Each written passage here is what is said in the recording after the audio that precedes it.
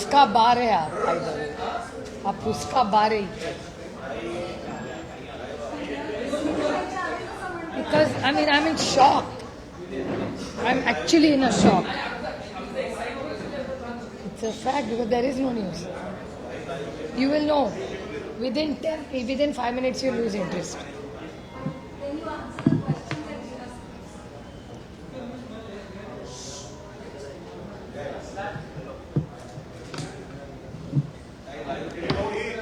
Chal, are we rolling?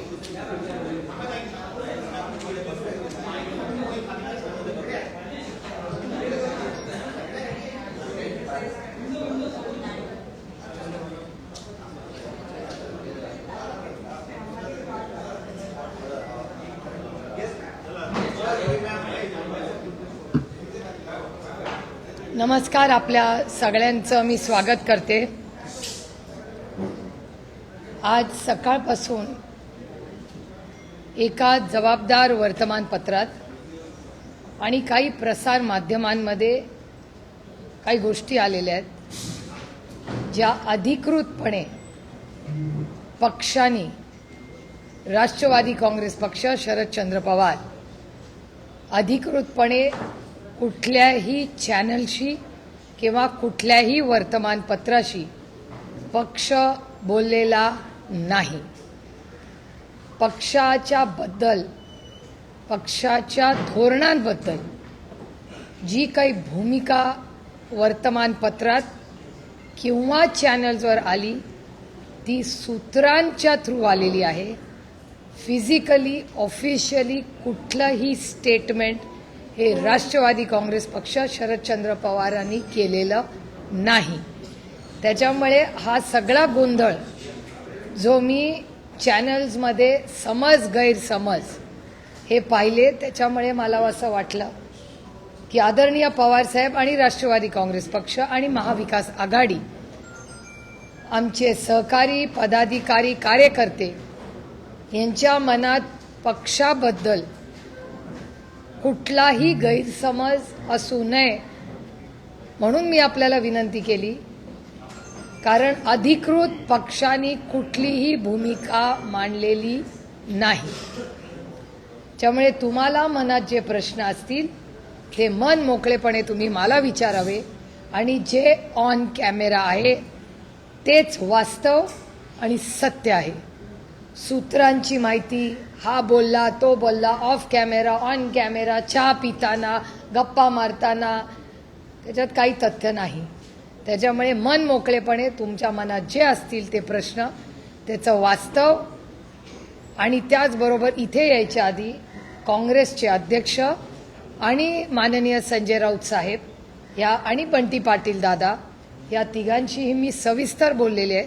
कारण का त्यांनाही काही गैरसमज काय होतं, कोण नागपूरला आहे, कोण आणि कुठे आहे, मग तो बूम घेऊन जातो, त्याला बिचारायला हेड ऑफिसनी काहीतरी सांगितलेलं असतं, मग त्या हेड ऑफिसनी सांगितलेलं तो बिचारा पुढे विचारतो.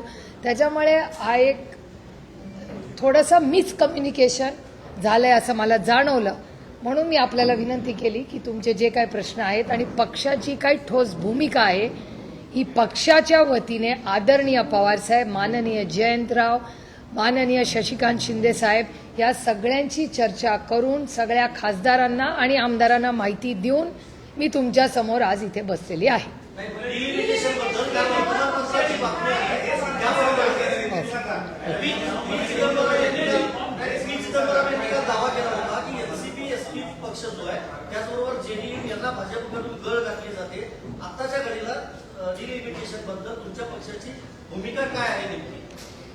एकतर बिल आलेलं नाही आमच्याकडे नवीन, त्याच्यामुळे नवीन बिल आल्याशिवाय बिलबद्दल मी कशी बोलणार.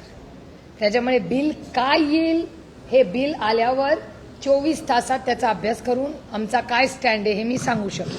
पण थोडंसं तुम्हाला इतिहासात नेते.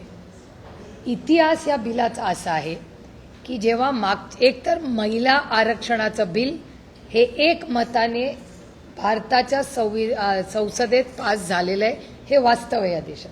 त्यामुळे महिला आरक्षणाचं बिल यूनॅनिमसली पास हो चुका है इस देश में. हम सब ने पास किया है, एक मत से पास किया है. ही एक भूमिका झाली.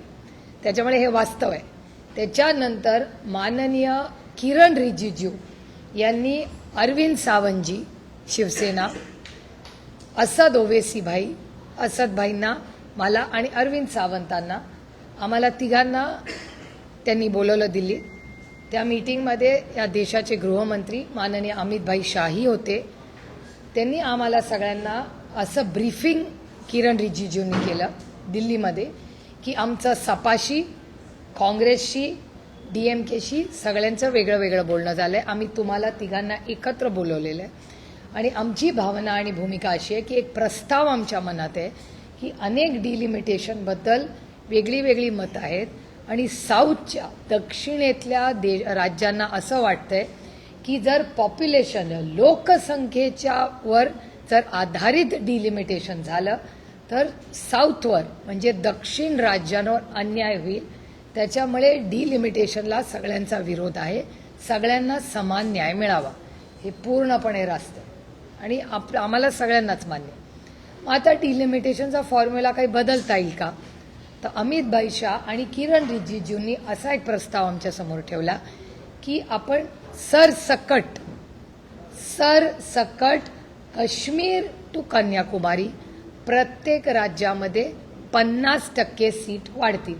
याचं उदाहरण मी समजून सांगते तुम्हाला की समजा 48 सीट महाराष्ट्रात आहेत. 48चं 50% किती होतं? 24. म्हणजे 48 प्लस 24 म्हणजे 72. म्हणजे महाराष्ट्रातून 72 खासदार निवडून जातील. आणखीन एक उदाहरण देते समजून सांगायला सोपं करण्यासाठी सगळ्यांना की उत्तर प्रदेशमध्ये 80 खासदार निवडून जातात. त्याचा 50% म्हणजे 40. म्हणजे उत्तर प्रदेशातून 120 खासदार जातील. सोपं झालं? क्लिअर? No confusion? आता समजा आपण महाराष्ट्र केंद्रबिंदू ठेवूया कारण का आपण महाराष्ट्रात बसलोय, मुंबईत बसलोय.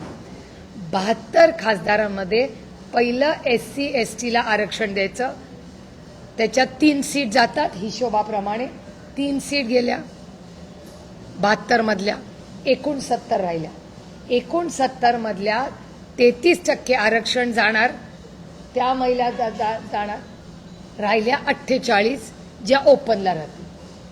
Any confusion, any questions? मगच पुढच्या टप्प्यात जाते.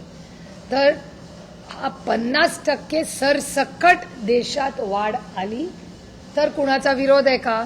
तेव्हा मी स्वतः, शिवसेना स्वतः, असं दोघेची आम्ही सगळ्यांनी सांगितलं हा लोकसंख्येपेक्षा हा जास्त योग्य आम्हाला वाटतं. आम्ही इंडिया अलायन्समध्ये चर्चा करतो आणि मग तुम्हाला सांगतो. मी स्वतः त्या इंडिया अलायन्सच्या मीटिंगमध्ये गेले. हा प्रस्ताव अमितभाई शाहांनी आम्हाला बोलला. आमचं ऑब्जेक्शन होतं की आम्हाला सगळ्यांना एकत्र बोलवा. तुम्ही सपाला, तृणमूलला, काँग्रेसला असं वेगळं वेगळं बोलू नका. जे करायचं आहे, जर चांगला प्रस्ताव असेल, मनात काही दुसरं नसेल तर मग आम्हाला इंडिया अलायन्सला एकत्र का नाही बोलत? म्हणून खडगे साहेबांच्या नेतृत्वाखाली आम्ही एक पत्र लिहिलं सरकारला की बाबा जो काही प्रस्ताव आहे हा आम्हाला बरा वाटतोय, करायचं असेल कारण का डिलिमिटेशनचं बिल ह्या वर्षी ड्यू आहे. त्याला काही टाईमलाईन नाही पण साधारण अनेक वर्षानंतर एक टाईमलाईन नंतर डिलिमिटेशन होतं. तर ते 2026 मध्ये करायचं असेल तर एक चर्चेनी गुणागोविंदाने ते व्हावं. कुठल्याही राज्यावर अन्याय होऊ नये म्हणून हा प्रस्ताव आला. माझं स्वतःचं DMK, तृणमूल, सपा सगळ्यांशी बोलणं झालं, काँग्रेसशी बोलणं झालं आणि मोठी हा प्रस्ताव जेव्हा आला तेव्हा आम्ही सगळे म्हणलो की इंडिया अलायन्सच्या माध्यमातून आपण या सगळ्याचा विचार करायला हरकत नाही कारण का कुठल्याच राज्यावर त्याच्यात काही अन्याय होत नाही असं दिसतंय. पण हे करत असताना डिलिमिटेशनचा प्रोसेस काय असेल, म्हणजे मतदारसंघ जर बदलायचे झाले तर तुम्ही कसे बदलणार, त्याचा फॉर्म्युला काय, तर याचं उत्तर सरकारकडे नव्हतं. मग सरकारने बिल आलं. बिल आल्यावर आम्हाला धक्का बसला कारण का मला स्वतःला वाटलं होतं की ते 50% त्याच्यात लिहिलेलं असेल. बिलमध्ये कुठेही 50%चा उल्लेख देखील नव्हता. तुम्ही संसदेची चर्चा जर काढून बघितली, आम्ही सविस्तर त्याचा उल्लेख आमच्याही भाषणात केलाय आणि माननीय अमितभाई शाहांचं ऑन रेकॉर्ड पार्लमेंटमध्ये संसदेत स्टेटमेंट आहे की 50%ची अट माझी घालायची तयारी आहे. 1 तास हाऊस बंद करूया, मी बिलाचा प्रस्ताव करतो. नंतर ना हाऊस बंद झालं ना नवीन बिल आलं. आणि बिलचं काय झालं हे तुम्ही सगळ्यांनी पाहिलेलं आहे. त्याच्यामुळे 50%, आता मला कोणीतरी परवा व्हॉट्सॲपवर विचारलं तुमचा डिलिमिटेशनला सपोर्ट आहे का. तर मी म्हणलं जेव्हा मागच्या वेळीच माझं बोलणं, आणि मी कुणाशीही बोललेले नाही, मला कुठल्याही प्रसार माध्यमातून मीडिया हाऊसनी विचारलेलं नाही, मी कुणाशी वर्बली बोललेले नाही. मला काल एक व्हॉट्सॲप आला की आर यू सपोर्टिंग. त्याचं मी उत्तर लिहिलं की we will consider provided, consider, इंग्रजी मी रिपीट करते, consider supporting if the 50% cap is to be discussed and the bill, how will it be implemented is still a question mark. एवढं सविस्तर मी व्हॉट्सॲपवर एक प्रायव्हेट कॉन्व्हर्सेशनमध्ये हे सांगितलेलं आहे. आता प्रायव्हेट कॉन्व्हर्सेशनच्या जर बातम्या होत असतील तर मग आता आजपासून तुमच्याशी प्रायव्हेट व्हॉट्सॲपवर का बोलायचं का नाही हा पण प्रश्न झाला. कारण का एक तुम्ही मला प्रश्न विचारला, तो मैत्रीत मी त्याचं तुम्हाला उत्तर दिलं. ती बातमी होणार असेल तर आजपासून मी तुम्हाला जेव्हा बोलीन on record, off record, WhatsApp, मी असं समजीन की तो कॅमेरा चालू आहे. कारण का ती व्हॉट्सॲप की काय आमचा खूप गांभीर्याने काम करणारा पक्ष आहे. त्याच्यामुळे व्हॉट्सॲपवर आम्ही धोरणं नाही ठरवत. बिल तर हातात आलं पाहिजे. मी सपोर्ट करायला माझ्या हातात बिल तर असलं पाहिजे. बिलच आलेलं नाही, सपोर्टचा विषयच येत नाही. पण जुन्या बिलमध्ये काय होतं याची चर्चा जरूर झाली आहे. मी आजही जेव्हा राऊत साहेबांशी बोलले तेव्हा राऊत साहेबांनी मला हे सांगितलं की हो सुप्रिया, तू म्हणलीच हे बरोबर आहे. मी उद्धवजींशी बोललो, आम्ही अरविंद सावंतांनाही बोलून घेतलं. अरविंद सावंतांनी कन्फर्म केलं की सुप्रिया सुळे, असद ओवेसी, अरविंद सावंत, अमित शहाजी आणि किरण रिजिजू अशी मीटिंग दिल्लीत झाली का, तर झाली. ती ऑफिशियलच मीटिंग होती. ती आम्ही काँग्रेसला सांगितली का, ऑफकोर्स सांगितली. आणि मी आजही जेव्हा हर्षवर्धन सपकाळांना बोलले, मी काँग्रेससाठी बोललेलेच नाही. तुम्ही दाखवावा. आज सकाळपासून मी कॅमेरावर काँग्रेसने हा निर्णय घेतलाय, मी आत्ता पहिल्यांदा बोलतेय आज मीडियाशी. त्याच्यामुळे या सगळ्या गोष्टी ज्या आहेत it's a storm in a tea cup. मला वाटतं त्या खिडक्या बंद करा म्हणजे आवाज येणार. त्यामुळे राष्ट्रवादी काँग्रेस पक्ष, शरदचंद्र पवार, डिलिमिटेशनच्या बाबतीत जर गरज असेल तर सरकारने प्रस्ताव द्यावा. 50%चा जो कॅप आहे तो जर सगळ्या इंडिया अलायन्सची आम्ही चर्चा करू आणि योग्य आणि लोकप्रतिनिधी आणि मायबाप जनतेच्या हिताचा असेल तर आमची कुठल्याही विधेयकाला चर्चा करायची तयारी आहे. कारण काही लोकशाही आहे. मी 3 JPCजवर आत्ता आहे, 3 joint parliamentary committees, 1 nation 1 election. मी काल उत्तर प्रदेशवरूनच आले त्याची चर्चा करून. मी नवीन कॉर्पोरेट लॉ येतोय त्याच्या JPCवर आहे. आणि तिसरी JPC 130th अमेंडमेंट. त्याच्यामध्ये कुठलाही प्रधानमंत्री, मुख्यमंत्री जर 30 दिवस जेलमध्ये गेला तर त्याला सुमोटो काढायचा अधिकार आहे. ह्याचा राष्ट्रवादी काँग्रेस पक्ष, शरदचंद्र पवार ताकदीने विरोध करत आहे. 2 JPCमध्ये आम्ही चर्चेला बसलोय. अजून ती JPC पूर्ण झालेली नाही. त्याच्यामुळे 2 मध्ये आमची अजूनही चर्चा चालली आहे. 3ऱ्या JPCमध्ये आमचा पहिल्या दिवसापासून त्या विधेयकाला विरोध आहे. कालही होता, आजही येऊन उद्या होईल. कारण का कुठलाही व्यक्ती उद्या कुठल्याही नेत्याला जेलमध्ये टाकेल, 31 दिवस ठेवेल, 31व्या दिवशी त्याला सुमोटो काढता येईल. हे अधिकार कोणाचेही नाही. कारण का केस खरी आहे की नाही या देशामध्ये, you are innocent till you are proven guilty.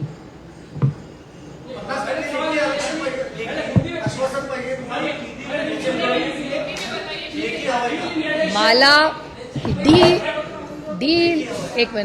डिलिमिटेशनचा process काय असेल, फॉर्म्युला काय असेल हे तर कळलं पाहिजे आम्हाला. आमचं म्हणणं आहे डिलिमिटेशन काळाची गरज आहे असं सरकार म्हणते. ठीक आहे, आमची चर्चेला बसायची तयारी आहे. पण तुम्ही एकतर साऊथच्या राज्यांवर अन्याय होणार नाही ह्याची खबरदारी घेतलीच पाहिजे. कुठल्याच राज्यावर अन्याय होऊ नये. आणि म्हणून मी DMKचा आवर्जून उल्लेख केला.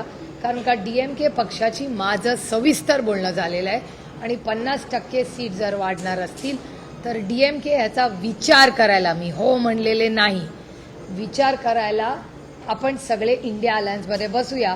ही DMKची लाईन मी स्वतः ऐकलेली आहे. त्याच्यामुळे त्यांच्या ह्या सगळ्यांबरोबर चर्चा करूनच इंडिया अलायन्स एक मताने निर्णय घेईल. असं झालं त्याच्या आधी ना 50%चं आलं ना फॉर्म्युला आला आणि विधेयक पडलं, आणि त्याच्यामुळे नवीन विधेयक आमच्याकडे आलेलं नसल्यामुळे आम्ही विधेयकावर कसं बोलणार.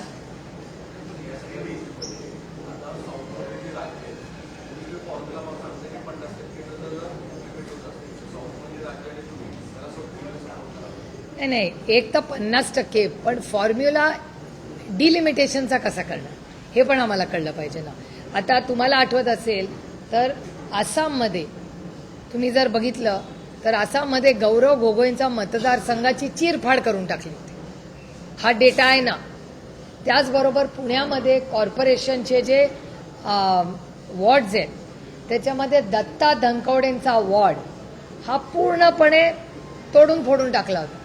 आणि हे तुमच्याच चॅनलवर दत्ता धनकवडेंनी ही कंप्लेन दिवंगत नेते अजितदादा पवारांना सांगितली होती.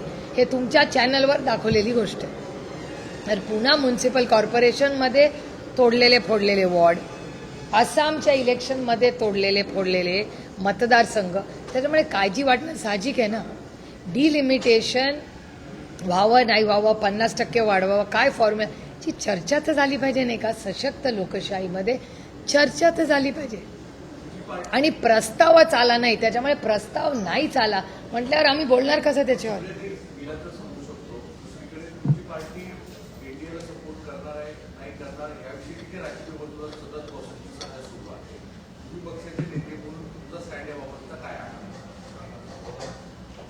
एकतर मला गंमत ह्याची सगळ्याची असं वाटते, जे मी काल नाशिकमध्ये गेले आणि मला वेदना होतात या गोष्टींमुळे. कारण का आमचं आयुष्य काही ब्रेकिंग न्यूज नाही आहे. आम्ही राजकारणात, समाजकारणात जेव्हा येतो तेव्हा आमची भावना ही चांगलं पॉलिसी मेकिंग व्हावं म्हणून आम्ही दिल्लीला जातो. म्हणजे मी स्वतः खासदार का झाले याचं कारण मला असं वाटलं की चांगली पॉलिसी मेकिंगचं काम आपण करावं, विधेयकांवर चांगलं काम करावं. आणि विधेयकांवर सोडून बाकी सगळीच चर्चा आमच्याबद्दल होती. एक तर आम्हाला आधी काँग्रेसमध्ये मर्ज केलं, मग आम्हाला BJPत मर्ज केलं, त्याच्यानंतर सेनेत मर्ज केलं. मी परवा नाशिकमध्ये म्हणले आता मनसेच राहिले. तुम्ही आमच्या पक्षाकडून कुठलं स्टेटमेंट आलंय? तुम्ही आमच्याच पक्षासाठी आम्ही सोडून सगळे विचार करतायत. आमच्या एकाही आमदार, खासदार, पदाधिकारी, नेता, आमचा कार्यकर्त्याचं कुणाचंही स्टेटमेंट मी कुठल्याही चॅनलवर पाहिलेलं नाही. तुमचे सूत्र तुम्हाला सांगतात. कुठला आमचा नेता येऊन बाहेर म्हणालाय काही वेगळं? नेता, कार्यकर्ता, विधायक, खासदार सांगा ना मला. त्यामुळे आमच्याकडे ED CBI नसल्यामुळे आमच्या पक्षाची बदनामी असंच करणार. कारण का आमचे ना कॉन्ट्रॅक्ट्स, ना आमचे ED, ना CBI, ना ICE. त्याच्यामुळे ते काहीच नसल्यामुळे एक पक्ष जो महाराष्ट्राच्या आणि देशाच्या हितासाठी काम करू इच्छितो त्याचं खच्चीकरण कसं करणार? तर असली बदनामी करून. कारण का दुसरी आमची बदनामी करायला काही आईस नाहीच आहे ना आमच्याकडे. विषयच येत नाही ना. जर मी कानपूरला जाणारच नाही आहे तर गुगल करून किती अंतर आहे बघूच कशाला. मग ट्रेननी जायचं, प्लेननी जायचं कशाला? जिस रास्ते जाना ही नहीं उसकी चर्चा ही क्यों करो. आम्ही इंडिया अलायन्समध्ये काम करतोय आणि आमच्या या सगळ्याबद्दल मग काँग्रेस असू दे किंवा ना काँग्रेसने आम्हाला प्रस्ताव दिला ना आम्ही काँग्रेसला प्रस्ताव दिलाय, ना भारतीय जनता पक्षाने आम्हाला प्रस्ताव दिला ना आम्ही दिलाय. त्याच्यामुळे ना NDAचा प्रस्ताव आहे ना काँग्रेसचा प्रस्ताव आहे. आम्ही आहोत तिथे आम्ही सुखी आहोत. पवारसाहेब एकनाथ शिंदेच्या केबिनमध्ये जाणं किंवा जयंत पाटील काल थेट मुख्यमंत्र्यांना भेटणं त्यावेळेला पटेल तटकरे तिथं असणं हा काही योगायोगच आहे का? एक मिनिटं. पवार साहेब कॅबिनमध्ये जाणं हा योगायोगच आहे. कारण का ते चालत गेले. आता it's really a boring story. तुम्हाला वेळ असेल आणि त्याला व्ह्युअरशिप असेल तर सांगते. पवार साहेब चालत गेले यांनी असेंब्लीमध्ये आणि मी थोडीशी लेकीच्या ह्यानी नेहमी जरा एजवर असते. कारण का माझं म्हणणं असतं तुम्ही जास्त चालू नका, जास्त एक्झर्शन करू नका वगैरे वगैरे. आणि ते ओव्हर इंडिपेंडंट असल्यामुळे ते हात करून म्हणतात तू गा बस, तुला काय कळत नाही. म्हणून ते आपल्या चालत सुटले नेहमीप्रमाणे. आणि परत येताना तिथल्या कॅमेराजमध्ये या सगळ्या गोष्टी आहेत की काही आमदार साहेबांना म्हणले, साहेब तुम्ही आलाच आहे इतक्या वर्षांनी, तर आम्हाला पण इथे बसूया. तर जी खोली होती तिथे ते वळाले आणि त्या खोलीत जाऊन ते बसले. आता त्यांना काय माहिती. आणि एक सांगते, असेंब्ली पार्लमेंटमध्ये, संसदेत आणि कुठल्याही असेंब्लीमध्ये फक्त प्राईम मिनिस्टरचं ऑफिस आणि चीफ मिनिस्टरचं ऑफिस ह्या फिक्स जागा असतात. बाकी सगळ्यांचे ऑफिसेस बदलत असतात. हे तुम्हालाही माहिती असेल, तुम्ही रिपोर्टिंग करता. तिथे काय फिक्स जागा नसतात. कुठलीच आयुष्यातली जागा बाय द वे राजकीय पद्धतीत फिक्स नसते. आणि ज्याला वाटत असेल ती फिक्स्ड आहे, ह्या भ्रमात मी तरी नाही आहे. There is nothing permanent in politics ever for anybody for that matter. त्याच्यामुळे ह्या भ्रमात मी नाही आहे. त्याच्यामुळे ते जाऊन तिथे बसले. ते काय 4-5 लोक त्यांना भेटले. हा शिंदे साहेबांचा मनाचा मोठेपणा, अच्छे को अच्छा बोलना चाहिए. आता त्याची न्यूज कराल की शिंदे साहेबांचं ताईंनी कौतुक केलं. जे चांगलं आहे हे वास्तव, ते मी खरं बोलते की ते कॅबिनेट सोडून ते आले. त्यांनी साहेबांना 1-1.5 सेकंड एक बुके दिला. हा त्यांचा मनाचा मोठेपणा. आणि ते निघून गेले. साहेबांनी त्यांची मीटिंग केली आणि आले. त्यानंतर राऊत साहेब नाराज झाले. मी स्वतः राऊत साहेबांना फोन करून सांगितलं की राऊत साहेब असं असं झालं. दुसऱ्या दिवशी तुमच्याच चॅनलवर राऊत साहेबांनी हेही सांगितलं की हो मला फोन आला होता, मला आता कळलंय, आता माझी नाराजी काही नाही. त्याच्यामुळे ती व्यक्ती, ती गोष्ट होऊन ॲक्च्युली खूप जुनी झालेली आहे ती. पण तुम्ही विचारली म्हणून. आणि मी फार इतिहासात रमत नाही. मी आय लिव्ह द मोमेंट. मी वास्तव तेच जगते. कालची घटना, कालची घटना. आता मला सांगा, तुम्ही मला पण हा प्रश्न विचारत नाहीये. काल माझा ब्रेकफास्ट उत्तर प्रदेशमध्ये योगी आदित्यनाथजींबरोबर होता. माझं लंच डिम्पल यादवांकडे होतं. मग तुम्ही मला हा प्रश्न विचारत नाही की तुम्ही यांना का भेटला. हा पण प्रश्न आहेच ना. योगीजींकडे आम्ही गेलो होतो वन नेशन वन इलेक्शनच्या कामासाठी. हा योगीजींनी एक मुख्यमंत्री म्हणून आम्हाला गाईड दिलं. आम्ही भेटलो, आम्ही फोटो काढला, आम्ही ट्विट केला त्यांचे आभार मानून. डिम्पल यादव आणि अखिलेश यादव यांचे आमचे कौटुंबिक संबंध आहेत. मी त्यांना भेटायला गेले उत्तर प्रदेशला गेल्यावर. धर्मेंद्र भैया आणि मी पूर्ण 2 दिवस एकत्र होतो सपामध्ये. ह्या काय प्रत्येक जण कुणाला भेटला म्हणून काही कट कारस्थानासाठीच भेटतं हे खरंच मनातून काढून टाकायचं. दुर्दैव आहे की महाराष्ट्राच्या राजकारणात कोणी भेटलं म्हणजे काहीतरी कट कारस्थान करतंय. एक हा माझा बुद्ध. जयंतराव काल ऑफिशियली माननीय मुख्यमंत्र्यांचा वेळ मागून गेले होते. माननीय मुख्यमंत्र्यांना ते हे सांगायला गेले होते की राष्ट्रवादी काँग्रेस पक्ष शरदचंद्र पवार ह्याचा नगराध्यक्ष आहे. त्या नगराध्यक्षावर चुकीच्या पद्धतीने ॲक्शन घेतलेली आहे. बरोबर ॲक्शनचं टायमिंग बघा. हाऊस चालू असताना ॲक्शन नाही झाली. बरोबर असेंब्ली संपली आणि 2 दिवसात ॲक्शन झाली. हा योगायोग आहे. हा एक भाग झाला. जयंतराव तर ऑफिशियली गेले होते. गाडीने गेले, गाडीने आले. त्यांनी जयंतरावनी काय हुडी घातली नव्हती. ऑफिशियलीच गेले, काही प्रॉब्लेम नाही. एक तिथे सुनील तटकरे जी आणि प्रफुल्ल पटेलजी होते का नाही ह्याचं उत्तर माझ्याकडे नाही. आणि हा प्रश्न मला विचारायच्या ऐवजी हा प्रश्न तुम्ही माननीय देवेंद्रजींना विचारला पाहिजे. कारण काही मीटिंग त्यांच्या घरी झाली. वर्षा बंगल्यात ते राहतात ना. त्याच्यामुळे त्यांच्या बंगल्यात कोण येतं जातं हे आम्ही कसं सांगणार. आम्ही सामान्य माणसं, आम्ही साधे विरोधी पक्षातले खासदार, आम्हाला कसं माहिती असेल माननीय मुख्यमंत्र्यांच्या घरी कोण जातं नाही. ह्या सगळ्या प्रश्नाची उत्तरं तुम्ही त्यांना विचारावं लागेल. आमच्या पक्षाचे नेते इस्लामपूरच्या, ईश्वरपूरच्या कामासाठी गेले होते. ऑफिशियली वेळ मागून गेले होते. त्यांचं काम झालं आणि पुढच्या दरवाज्याने गेले आणि पुढच्याच दरवाज्याने परत आले. मतदारसंघ पुनर्रचनेच्या बिलच्या संदर्भात तुम्ही म्हणता की 50% सरसकट जर जागा वाढत असतील तर त्या संदर्भात इंडिया अलायन्समध्ये त्या संदर्भातली चर्चा होती. परंतु जर एकीकडे पाहिलं तर हे जे काही पुनर्रचना होते त्याच्यानुसार उत्तर भारताला एक वेगळं माप दिलं जाणार आहे, दक्षिण भारताला तसं होणारच नाही ना. जर 50% आलं तर मग कसं माप होईल. स्टँडर्डायझेशनच होईल ना काश्मीर टू कन्याकुमारी. म्हणजे उत्तर भारताची मेजॉरिटी मतदारसंघ वाढणार. अर्थातच तिथे 500हून अधिक मतदारसंघ बनतील. दक्षिणेकडे 300 मतदार. आत्ता जसं आहे तसंच होईल. आत्ता जो बॅलन्स आहे तोच 50% वाढला तर राहील. आत्ता जेवढे तेवढीच टक्केवारी राहणार ना. टक्केवारी थोडी बदलते. परंतु एकीकडे उत्तर भारतात जो डॉमिनेट करणारा पक्ष असेल तोच संपूर्ण देशभर राज्य करत. Not necessary. सगळं साऊथ हारले तर कसं करतील.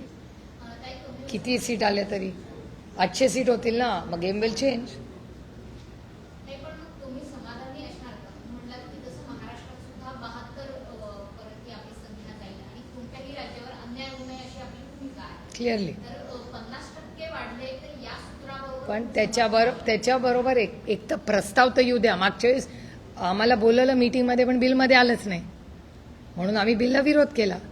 म्हणजे आम्हाला बोलून सांगितलं एक आणि बिलमध्ये प्रिंटमध्ये आलं नाही. आता आपण जे बोलतो ते बिलात यायला पाहिजे ना. पण ते काँग्रेसचा या संपूर्ण 50%ला जर विरोध असेल चर्चा. तर मग तुम्ही काँग्रेस सोबत राहणार की नाही, आम्हाला बिल आल्याशिवाय मी बोलणार नाही. बिल आल्याशिवाय मी कसं बोलणार? कारण का इम्प्लिमेंटेशन कसं करणार हा पण एक मोठा मुद्दा आहे ना. कारण का जर सीट असतील तर त्या सीटमध्ये फॉर्म्युला काय असेल त्याचं क्लॅरिफिकेशन केंद्र सरकारला आम्हाला द्यायला लागेल. तुमचे कन्सिडरिंग ह्या विषयाला काँग्रेसचं काय म्हणतं? काँग्रेस पण कन्सिडरिंगचा विचार करतात. त्याचं ते काँग्रेसला विचारा. मला तुम्हाला विचारतो तुमचं नाही, जेव्हा मोठामोठी आमचं इंडिया अलायन्समध्ये मीटिंग झाली होती तेव्हा आमचं सगळ्यांचं एक मत होतं की फॉर्म्युला काय हा आम्हाला इन रायटिंग पाहिजे. इन रायटिंग असल्याशिवाय कसं आम्ही मतदान करणार? आणि हे पार्लमेंट आहे काय माझ्या घरचा कार्यक्रम नाही आहे की आता तुम्हाला एक वाटलं मला एक वाटलं ठरवलं असं नसतं. It's a very serious bill. India अशा 50%च्या व्यतिरिक्त काही अटी शर्ती असू शकतात. नाही, फॉर्म्युला काय? जसं आसाममध्ये मतदारसंघ तोडले फोडले तसं होऊ नये. डिलिमिटेशन व्हावं ते कुठल्या तरी नियम कायद्यात झालं पाहिजे, कुठल्या एका पक्षाच्या मनमर्जीनी नाही. पण ते सातत्यानं जयंत पाटील यांच्यावरती प्रश्नचिन्ह उपस्थित होतं. कारण की या जयंत पाटलांनी सगळ्या आमदारांची मिटिंग विधिमंडळात घेतली, त्याच्यानंतर प्रत्येकाची मतं जाणून घेतली, अशा पद्धतीच्या बातम्या समोर आलेल्या. एक मिनिट, जयंतरावांनी मीटिंग कुठे घेतली? विधिमंडळ कधी? या अधिवेशनामध्ये कधी घेतली? आतला कंटेंट तुम्हाला कोणी सांगितलं? सूत्र कोण आहे? सूत्र सांगत नाही बाहेर. मग सूत्र जर सांगत नसेल तर त्या सूत्रावर कशाला विश्वास ठेवताय? कारण का त्या सूत्रांनी जे जे सांगितलं आजपर्यंत खरं आलं का? काय त्याच सूत्रांनी तुम्हाला हे सांगितलं? मग हा सूत्र खूपच ग्रेट आहे, ज्याला सगळ्या पक्षातलं सगळं माहिती आहे. पण त्याला 1.5 वर्ष लागलं. 1.5 वर्ष मी ऐकते ऑपरेशन टायगर. 1.5 वर्ष मी ऐकते. आमदार खासदारांशी तुम्ही संवाद केला आहे का? एक तर राष्ट्रवादी काँग्रेस पक्षात संवाद हा आदरणीय पवार साहेबांचा देशात सगळ्यात छोटातला छोटा कार्यकर्ता त्यांना सकाळी घरी जाऊन भेटतो. त्याच्यामुळे मी काय नवीन तुम्हाला सांगत नाही. आम्ही काय स्पेसिफिकली हॅलो तुला कोणाचा फोन आला का असला आमच्याकडे चालत नाही. आमचा पक्ष फार गांभीर्याने राजकारण आणि समाजकारण करतो. आमचे सगळे आमदार आणि खासदार हे 24/7 कुठे असतात हे तुमच्या सगळ्या चॅनलवर दिसतं. कारण का आमचे आमदार खासदारांना सुट्टी घ्यायची वेळ नसते. आमचे सगळे खासदार आणि आमदार फुल टाईम लोकसेवेत असतात. पक्ष एका डायरेक्शननी काम करतो. सगळे 24/7 आदरणीय पवारसाहेबांच्या कॉन्टॅक्टमध्ये असतात. राष्ट्रवादी काँग्रेसचा एकही खासदार आणि आमदार कुठलाही वेगळा निर्णय घेणार नाही. जो काही निर्णय घेतील ते सगळे एकत्र एका मताने आदरणीय पवारसाहेब केंद्रबिंदू ठेवूनच निर्णय घेतील.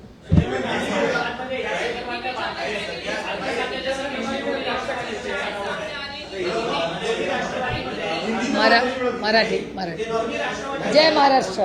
पहिलं मराठी संपू दे.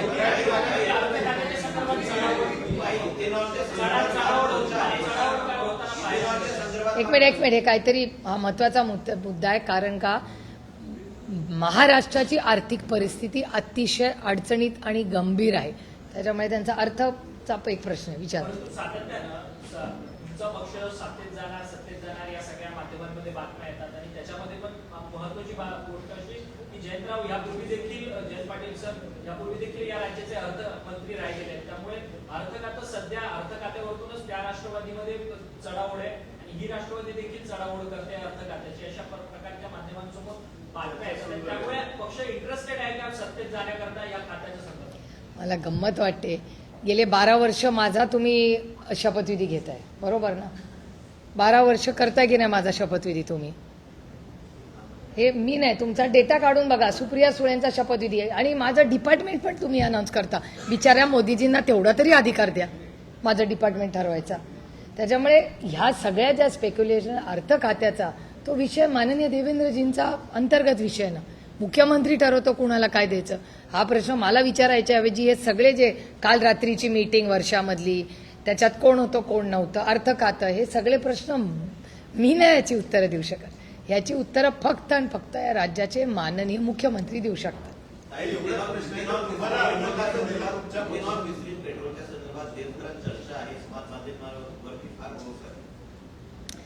आता 19 तारखेला इंडिया अलायन्सची मीटिंग आहे दिल्लीत, अर्थातच आम्ही त्याला जाणार आहे. आणि 20 तारखेला आमच्या वतीने इंडिया अलायन्सच्या मीटिंगला आणि ऑल पार्टी मीटिंग जी किरण रिजिजूंनी बोलवली आहे पार्लमेंटरी अफेअर्स मिनिस्टर म्हणून, त्याला आम्ही 2 गोष्टीची म्हणजे 2-3 महत्त्वाच्या मुद्द्याची आम्ही मागणी करणार आहोत पक्षाच्या वतीने. म्हणजे इंडिया अलायन्सच्या मीटिंगमध्ये पण मागणी करणार आहोत आणि पार्लमेंटरी अफेअर्स मिनिस्ट्रीमध्ये पण एक मध्ये हा जो पाण्याचा प्रश्न आणि शेतकऱ्यांचं मोठं आव्हान राज्यात आणि देशात ह्याच्यावर एक सविस्तर चर्चा देश पातळीवर झाली पाहिजे. एक त्याच्यानंतर दुसरं म्हणजे पिण्याचं पाणी, शेतीचं पाणी, एक जेनरिक चर्चा आणि सरकारचा काय प्लॅन आहे ह्याच्यासाठी, हा पहिला मुद्दा.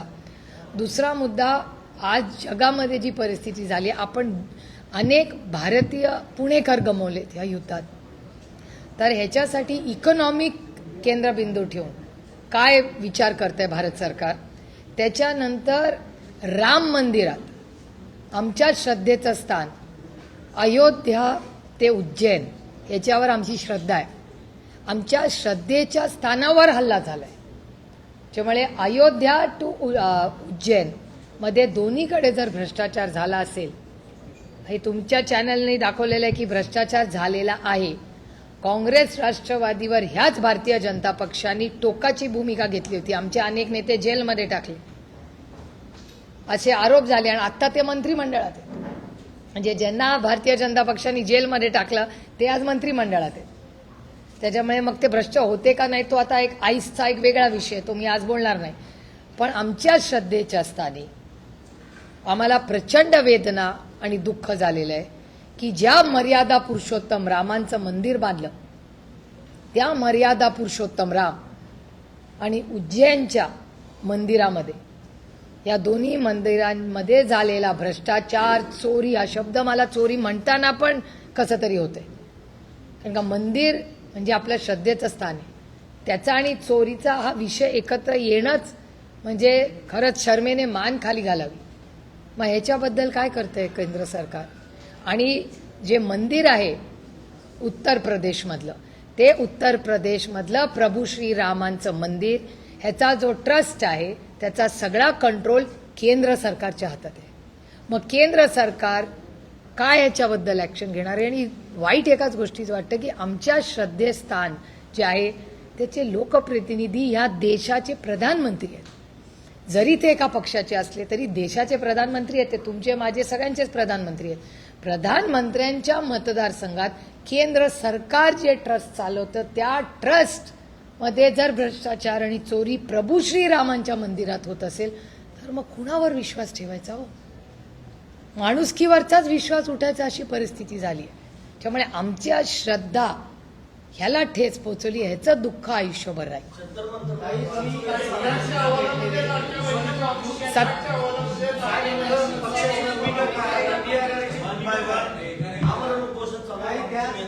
मी आमच्या पक्षाच्या वतीने आम्ही आमचे जे स्पोक्सपर्सन आहेत, दिल्लीचे अध्यक्ष आहेत, ते ऑलरेडी तिथे जाऊन आले आहे आणि 17 तारखेला मी स्वतः दिल्लीला जाणार आहे. माझी JPCचा रिपोर्ट आहे, फायनल रिपोर्ट, तेव्हा मी स्वतः जंतर मंतरला जाणार आहे.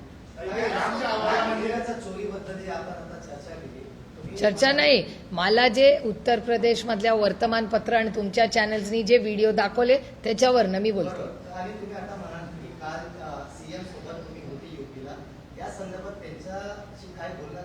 नाही, कालची चर्चा वन नेशन वन इलेक्शन बद्दल होती.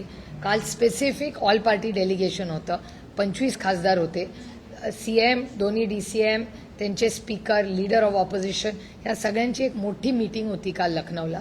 आणि त्या मीटिंगमध्ये वन नेशन वन इलेक्शन व्हावं का नाही व्हावं ह्याच्यावर त्यांच्या पक्षाची काय स्टँड आहे त्याच्याबद्दलची ती चर्चा होती.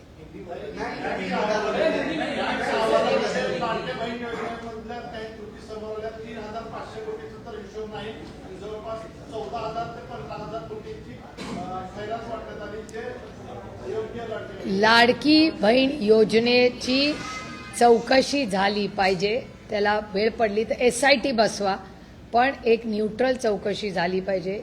हे दुर्दैव आहे. बहीण भावाच्या नात्यापेक्षा कुठलंच नातं पवित्र नसतं. प्रभू श्रीरामांना फसवलं, त्यांचं नाव खराब केलं या लोकांनी. आता बहिणीच्या नात्यामध्ये पण आता हे सगळं दिसतंय. हे अतिशय वाईट आहे. आणि महाराष्ट्र आणि प्रभू श्रीराम ह्यांच्यामुळे, म्हणजे बहीण आणि प्रभू श्रीराम ह्या दोन्ही गोष्टी आस्थेच्या आणि प्रेमाच्या आहेत. त्यामुळे आम्हाला अंतःकरणातून दुःख आणि वेदना होत आहेत त्याच्यामुळे. 50% अगर ये बढ़ाने की बात होगी तो क्या एनसीपी एसपी समर्थन करेगी? क्या एनडीए के साथ आप जुड़ेंगे? ऐसे बहुत से सवाल हैं, इसका जवाब आप दीजिए. अभी कोई भी बिल का प्रस्ताव हमारे यहाँ नहीं आया है. कोई भी चर्चा डिलिमिटेशन के बारे में ना हमने किसी से की है, ना किसी ने हमसे की. तो जब बिल आएगा तब हमारा स्टैंड होगा. लेकिन जो भी बिल आएगा हमें विस्तार से इंडिया अलायंस में चर्चा करेंगे. हमारी जो चर्चा हुई थी उसके बारे में मैंने कई लोगों से उसमें चर्चा की थी. तब डीएमके हो, हम हो, सपा हो, 50% के बारे में हम सोचेंगे, ऐसा हमने कहा था अभी जो सत्ता में है उनको. लेकिन वो बिल में नहीं आया, इसलिए वो बिल तो गिर गया.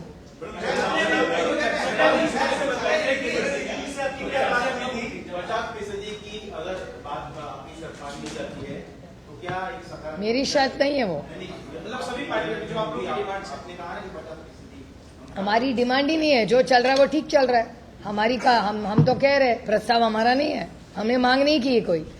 इंडिया अलायंस ने कोई मांग नहीं की. हम सिर्फ कह रहे हैं कि 33% रिजर्वेशन जो महिलाओं के लिए लाया है उसको इम्प्लीमेंट कीजिए. ये हमारी मांगे, लिमिटेड मांगे.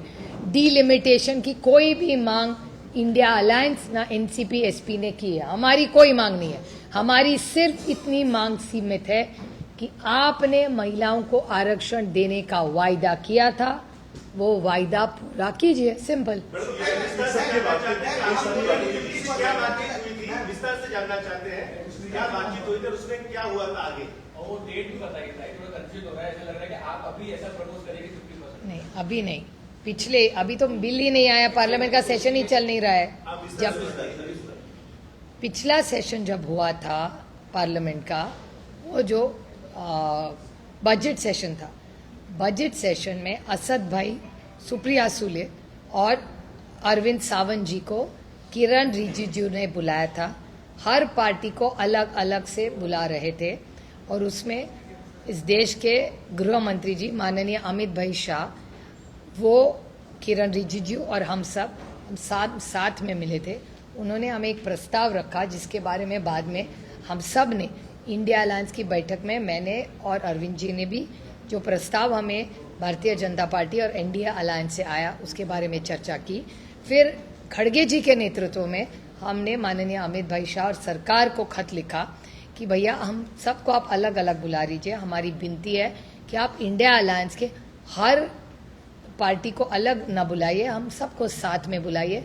देश के हित में कुछ होगा तो हम सरकार के साथ रहेंगे. मैं आपको उदाहरण दे दूं कि पहलगाम पे जब हल्ला हुआ, पहलगाम पे हल्ला होने के बाद इस देश का पहला नेता था जिन्होंने कहा ये देश पे हल्ला है, राजनीति नहीं करेंगे, हम सरकार के साथ खड़े रहेंगे. उस नेता का नाम शरद पवार है. और उसके बाद एक ऑल पार्टी मीटिंग बुलाई गई. राजनाथ सिंह जी ने चेयर की वो मीटिंग. उन्होंने हम सबको ब्रीफिंग किया. और ये कांग्रेस पार्टी का भी बड़प्पन है कि कांग्रेस पार्टी के नेता माननीय राहुल जी गांधी और खड़गे जी ने भी उस मीटिंग में कहा कि ये पहलगाम पे हत्या नहीं, देश पे ये हुआ है, हमला हुआ है, तो हम देश के साथ रहेंगे, सरकार के साथ रहेंगे. और 100 सांसद, उसमें मैं भी एक थी, हम हर देश में गए और हर देश में भारत की तरफ से गए कि ये भारत की गलती नहीं है, भारत पे अन्याय हो रहा है, आप हमारे साथ खड़िए. और ऑपरेशन सिंदूर हुआ.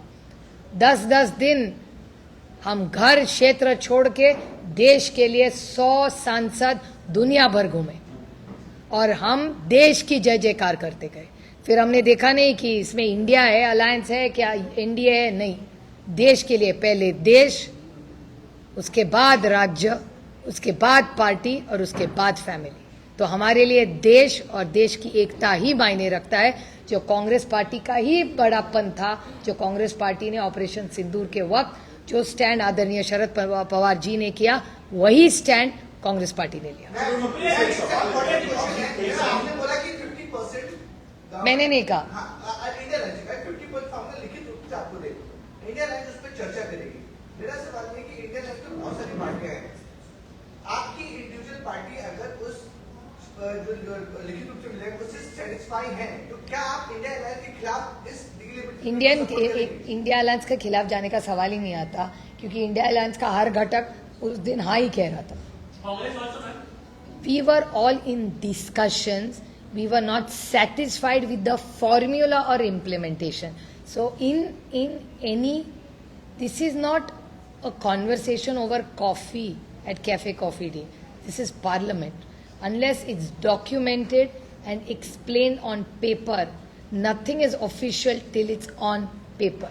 So unless ये हवा की बातें कोई मायने नहीं रखता पार्लियामेंट में। लेकिन सबसे सवाल खड़ा होगा, इंडिया अलायंस में डिसीजन कौन लेगा? शरद पवार साहब लेंगे, आप लोगे, कांग्रेस लेगी, राहुल गांधी लेंगे, डिसीजन कौन लेगा कि हम इस बिल के खिलाफ नहीं है या फिर इस बिल के खिलाफ एक सशक्त लोकतंत्र में हर एक का मत लिया जाता है, फिर यूनानिमसली निर्णय लेता है। जब हल्ला हुआ पहलगाम का, तब साथ में खड़े रहे ना। ऑपरेशन सिंदूर का इम्प्लीमेंटेशन हुआ ना, तब इंडिया अलायंस खड़ी रही ना। जब हल्ला देश पे हुआ, आप भूल रहे कि operation Sindur is an outcome of an attack on India, तब खड़ी रही ना इंडिया अलायंस साथ में। इंडिया अलायंस का कौन लेगा? सब मिल के लेंगे जैसे आज तक लेते। अगर आप पक्ष में हैं और कांग्रेस पक्ष में नहीं है, फिर कंफ्यूजन तो क्रिएट होगा ना, पूरी टीम का कौन? अभी अगर बारिश आई तो छाता लूं कि मैं रेनकोट लूं, these are very vague discussion, these are very serious bills. Party के भीतर क्या आपकी राय, पार्टी के भीतर नेताओं की आपकी ये तो अधिकार ही नहीं है मुझे, मैं इंडिया अलायंस का घटक हूँ। तब जो होगा तो साथ में सोचेंगे। बड़ा काम, ये बिल बहुत इंपॉर्टेंट है इस देश के लिए, इतने हल्के में हम लोग चर्चा नहीं करते। हम साथ में बैठेंगे जो देश के हित में होगा। आप मैं और एक उदाहरण दूं, जीएसटी का बिल हमने पास किया ना। आप चिदम्बरम जी के बारे में कह रहे थे, चिदम्बरम जी ने कितने सुझाव दिए थे उस बिल में, आप उनका भाषण निकालिए। बहुत सारे सुझाव दिए थे और हम सब ने मिलकर जीएसटी का यूनानिमसली बिल पास किया था, क्योंकि वो बिल हमारा ही था। मनमोहन सिंह जी का बिल था जीएसटी का, जो मोदी साहब ने pass KIA.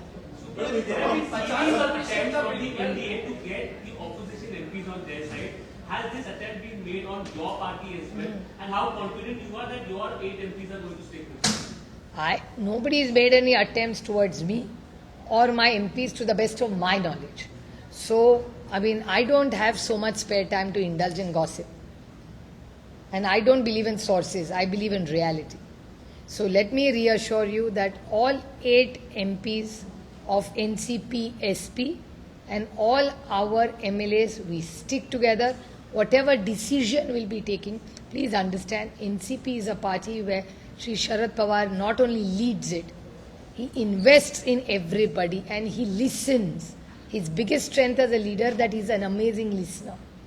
And you can verify this. He will talk to every MLA and MP and hear them is what they want or what their view is.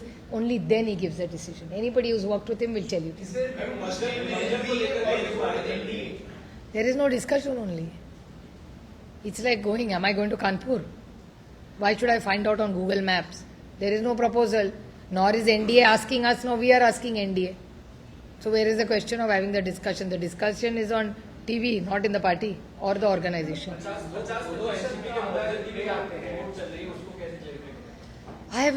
First of all, I don't owe anybody an explanation. I only an explanation to the NCP SP cadre. Till my brother was alive, was there dialogue? 100%. Was it my brother's last wish for all of us to come together? Yes, it was.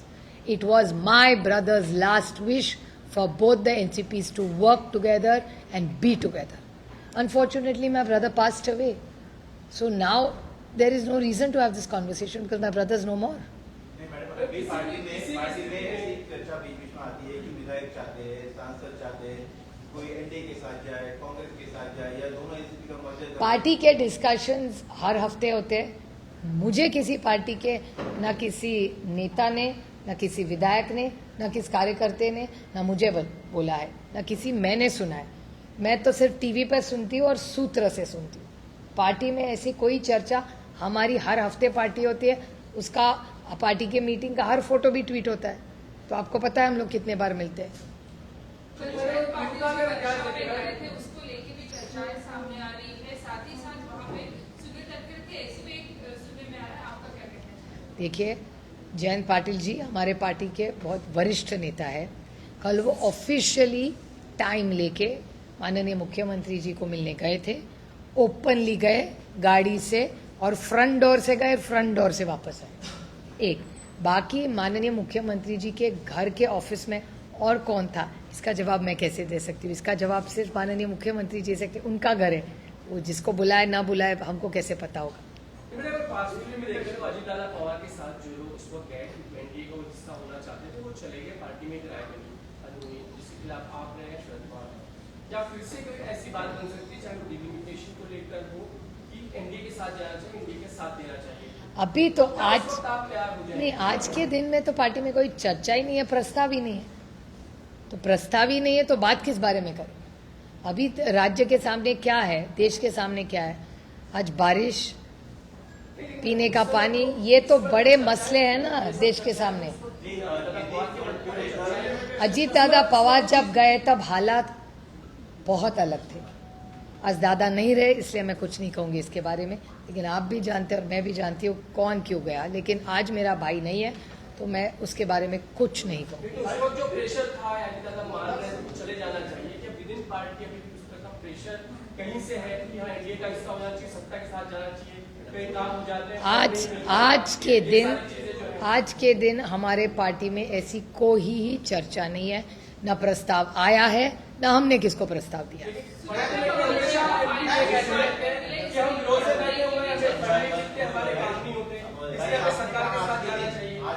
क्या इस वक्त आपके साथ कोई स्थिति है? क्या ये स्थिति आपके साथ है क्या? नहीं, हमारे साथ ऐसी कोई स्थिति नहीं। चर्चाएं जो है वो चल रही है, सुनेत्रा पवार जी को अभी भी फाइनेंस डिपार्टमेंट स्टेट सीएम ने दिया नहीं है, इसको लेके भी एक मुलाकात आने वाले समय में हम करेंगे, ऐसा कुछ सुनील तटकरे कह रहे हैं, लेकिन ये पूरा डिसीजन अभी भी सीएम के ऊपर है। देखिए, एक राज्य का सीएम ही तय करता है ना कौन सा डिपार्टमेंट किसको दे, ये तो मुख्यमंत्री का अधिकार है, वो कैसे आप छीन सकते हैं? भाजपा ये महत्वपूर्ण जो डिपार्टमेंट है वो एनसीपी को दे पाएगा और उतने काबिल लोगों वो उनके आगाड़ी का युति का अंतर्गत मामला, मैं दूसरे के घर में क्यों झांकू, वो देख लेंगे।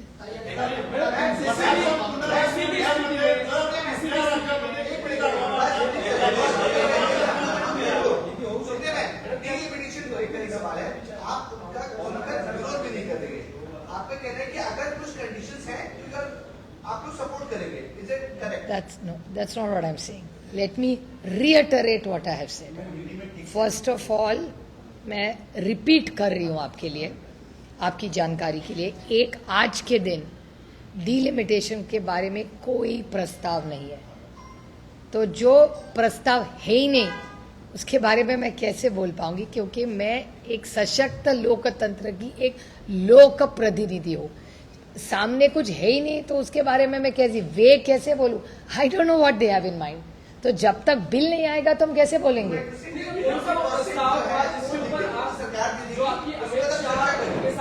मैं आपको एक उदाहरण दूं, हम लोग हमारा काम बहुत सीरियसली लेते हैं, हम लोग हल्के में नहीं लेते। मैं आपको एक उदाहरण दूं, हम इंडिया अलायंस में हैं, 130th अमेंडमेंट का बिल आया, उसकी जेपीसी हुई। हमको किसी ने इंडिया अलायंस में नहीं कहा कि आप जेपीसी में मत जाइए। मैंने आदरणीय पवार साहब को, जब मुझे खत आया किरण रिजिजू का, और उन्होंने कहा कि आपके यहाँ से जेपीसी में कौन जाए, मैंने पवार साहब से पूछा, तो पवार साहब ने कहा कि ऐसा करो, ये बिल है, तुम चली जाओ उसमें जेपीसी में। मैं चली गई। मुझे कांग्रेस से फ़ोन आया दूसरे दिन कि तुम लोग ने कैसे जेपीसी में चले गए। तो बोले हमारा तो विरोध है। बोले हमारा भी विरोध है। तो कांग्रेस ने कहा लेकिन हमने बॉयकॉट किया है। तो बोले हमें तो बॉयकॉट नहीं किया है, लोकतंत्र में बॉयकॉट करने से क्या होगा, हम लोग ने जाके डिसेंट करना चाहिए वहाँ। तो उन्होंने कहा लेकिन हमने किया, मैंने कांग्रेस को कहा भैया आपने तो मुझे बोलते तो मैं मेरे वरिष्ठ नेता से पूछ लिया, आपने तो मुझे बोला भी नहीं कि आप बॉयकॉट कर रहे, तो मुझे पता नहीं था, हमने तो नाम भेज दिया।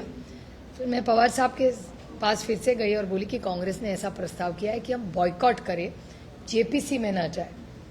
तो पवार साहब ने मुझे कहा देखो मेरी राय ऐसी है कि पार्टी से आप सबसे बात कर लो, सब सांसदों से बात कर लो, लेकिन मेरी राय ऐसी है कि वो जॉइंट पार्लियामेंट्री कमेटी एक प्रोसेस का एक भाग है। बॉयकॉट करने से कुछ नहीं होगा क्योंकि it gives equal representation to a issue.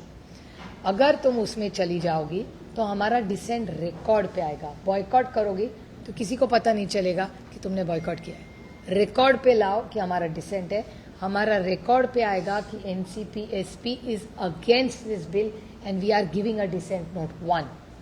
दूसरी बात, जब मैं जेपीसी में गई और मुझे ध्यान में आया कि कोई ऑपोजिशन इंडिया अलायंस की पार्टी नहीं है, मैंने चेयरमैन को विनती की, आप फिर से सबको विनती की, सब पार्टियों को हमने विनती की कि आप सब आइए, विटनेस करिए और डट के विरोध करिए।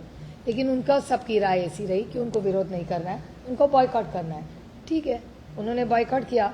असद ओवैसी और सुप्रिया सुले दोनों हैं जेपीसी में, हम डट के विरोध करते हैं उसका। मेरी डिसेंट नोट कल चली जाएगी, आपको रिपोर्ट में दिखेगी। तो तब इंडिया अलायंस में कांग्रेस ने बॉयकॉट की जेपीसी, हमने बॉयकॉट नहीं की, हम उसी में गए लेकिन विरोध किया। विरोध कांग्रेस ने भी किया, विरोध एनसीपी एसपी ने भी किया, लेकिन हमारी स्टाइल अलग थी। हमने वहां जाके विरोध किया, उन्होंने बॉयकॉट करके विरोध किया। What is the difference? It's the same. विरोध के तरीके में भी फर्क था, इसलिए सवाल है कि अगर क्या ऐसी स्थिति अगर बनती है जो का फॉर्मूला हो तो एनसीपी एसपी तैयार हो जाएगी। लेकिन डीलिमिटेशन का फॉर्मूला क्या होगा वो भी मांग रहे हैं ना हम, वो कुछ प्रस्ताव आया ही नहीं है अभी तक। पिछली बार क्या बता रही है उस बैठक में सरकार ने भी किया, हमें ला सकते हैं। नहीं, सरकार को हम लोग पूछ रहे कि आप डीलिमिटेशन कैसे करेंगे, फॉर्मूला क्या है, उसका जवाब जब तक नहीं आता तब तक बिल का हम लोग कैसे समर्थन कर सकते।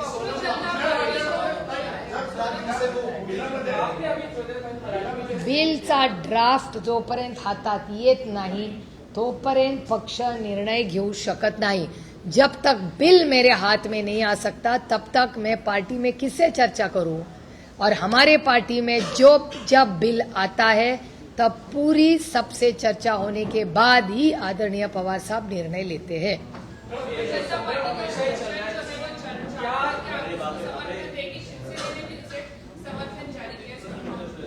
हाँ, मैं 17 तारीख को खुद जा रही हूँ और हमारे जो पार्टी के दिल्ली के लोग हैं वो सब जा चुके हैं, वहां मिल के आके गए। कधी कुठल्या 20 तारीख कोणाचं? आम्हाला काय अजून काय त्यांच्याकडून प्रस्ताव किंवा माहिती काय आलेली नाही, जेव्हा येईल तेव्हा बघू। पण 17ला मी स्वतः जाणार आहे।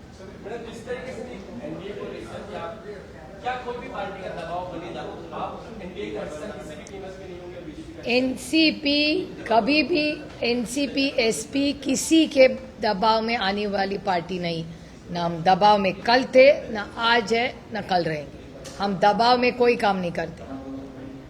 ये देश दबाव से नहीं चलेगा या किसी की मनमर्जी से नहीं चलेगा। ये देश सिर्फ और सिर्फ भारत रत्न डॉक्टर बाबा साहब अम्बेडकर के संविधान से चलेगा।